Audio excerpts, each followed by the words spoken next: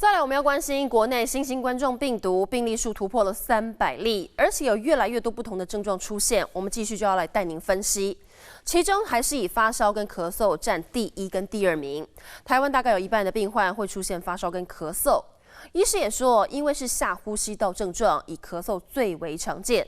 现在还有一些患者出现了失去味觉跟嗅觉的症状。医师也提醒，如果出现了这样的病症，就要赶紧到医院来检查。而且他们也说，恢复期至少要1到2年。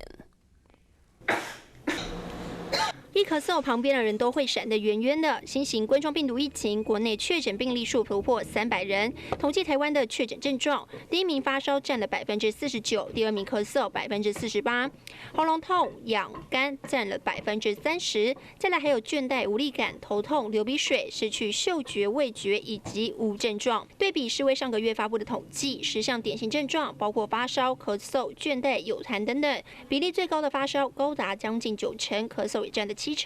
台湾确诊病患出现发烧、咳嗽的症状相对比较少。咳嗽的症状相对是比较常见的。住院之前，其实有1半的人是没有发烧的，所以我们的发烧筛检其实并没有办法100%筛检出所有感染新冠病毒的病人。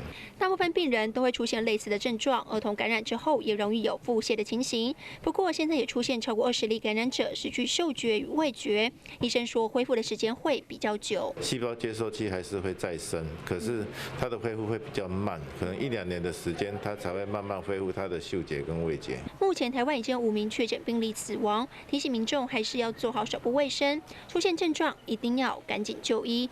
华视新闻陈维君、张正杰台北报道。